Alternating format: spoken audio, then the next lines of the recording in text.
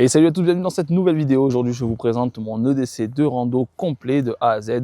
Là, c'est la version hiver, mais la version été est assez proche. Je vais surtout vous parler des catégories de produits et pas forcément rentrer dans le détail de chaque produit un par un. Je vous mettrai la liste des produits complète dans la description. J'aborderai pas également le sujet du matériel pour la création de contenu, puisque je vous ferai des shorts dédiés à ça directement sur TikTok et sur Instagram ou en YouTube Short. Donc, n'hésitez pas à vous abonner à mes chaînes Insta, TikTok. Et si vous n'êtes pas abonné à cette chaîne YouTube, n'hésitez pas à le faire également. Pour te présenter mon matos, on va commencer d'en bas et on va remonter petit à petit jusqu'en haut. Comme ça, tu verras un petit peu tout ce que j'ai sur moi. Et comme je t'ai dit tout à l'heure, les liens des produits sont dans la description. Au niveau d'en bas, bien entendu, des chaussures de rando. Si tu veux éviter les chaussures de rando, quelque chose de plus léger, ne prends surtout pas des baskets ou des Vans ou des Converse. Prends vraiment des chaussures de trail.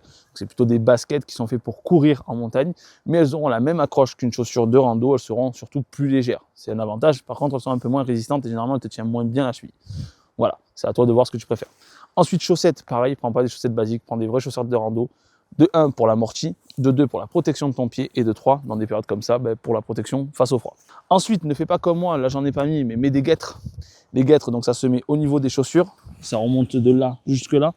Le but d'une guêtre, ça va être de te protéger l'hiver de la neige et l'été, au printemps et l'automne, de la pluie, de la boue, des insectes et des petites plantes qui sont un peu piquantes, les graminées, tout ça, qui peuvent rentrer dans ta chaussure et te faire mal au peton. Ensuite, bien entendu, on a le pantalon. Ici, en période d'hiver, comme ça, je te conseille de mettre en dessous un leggings chauffant qui tient chaud. Donc, si tu n'as pas trop les moyens, un leggings technique à 5 à 10 euros, quoi. Si tu as un peu plus les moyens, mets quelque chose d'un peu plus haut de gamme qui sera en laine mérinos, qui te tiendra bien plus chaud et surtout qui sera bien plus respirant. Ensuite, on monte au niveau de la ceinture. Donc moi, je mets toujours une first line. Donc ceux qui connaissent un petit peu le matériel militaire, l'airsoft, ce genre de choses, vous devez connaître ce que c'est une first line. Donc une first line, c'est une ceinture avec des poches autour. Pourquoi je fais ça? Parce que comme ça, j'ai beaucoup plus de choses accessibles directement. Là, par exemple, je mets ici mon téléphone. Là, j'ai une batterie de secours. J'ai un couteau dans le dos. J'ai toujours un couteau sur moi. Ça, c'est important quand je fais de la rando. Je veux toujours avoir un couteau sur moi. Ensuite, je vais avoir du coup ici une poche pour ranger du petit matériel. Et pour finir, j'ai ma poche avec mon Leatherman. Ensuite, on a ce qui est en dessous. Donc là, ça va être plutôt t-shirt. Donc généralement, en hiver, je fais la base Sweat Layer. On en a parlé dans une vidéo TikTok. Donc je t'invite à aller voir sur mon compte TikTok. En gros, je vais toujours avoir 3 couches sur moi. Une couche de base respirante, une couche chauffante et une couche imperméable. Ça te permet du coup d'avoir chaud et surtout d'être protégé des éléments extérieurs, vent, pluie et neige. Je vais avoir des bretelles. Je porte toujours des bretelles quand je suis en rando, parce que comme ça, je n'ai pas à me préoccuper de remonter mon froc ou compagnie. Parce qu'en plus, la first line, ça fait du poids, donc ça baisse le pantalon vers le bas. Et les bretelles m'évitent justement d'avoir ce problème-là. Pour finir, on remonte petit à petit vers le haut, et donc du coup, on arrive au cou, tour de cou. Là, je ne l'ai pas mis, mais j'ai toujours, il est dans mon sac d'ailleurs, j'ai toujours un tour de cou avec moi, déjà pour protéger le cou, la gorge, donc ça permet d'éviter d'être malade. Et si jamais il y a vraiment beaucoup de vent, ou si il y a un coup de neige ou un coup de pluie, je monte du coup le tour de cou jusqu'à mon nez et ça me protège également le bas du visage. Les lunettes de soleil, c'est bien entendu pour me protéger les yeux. Ça protège, mais également ça permet de mieux voir selon la situation dans laquelle tu es. Reflet du soleil dans la neige, soleil en pleine gueule.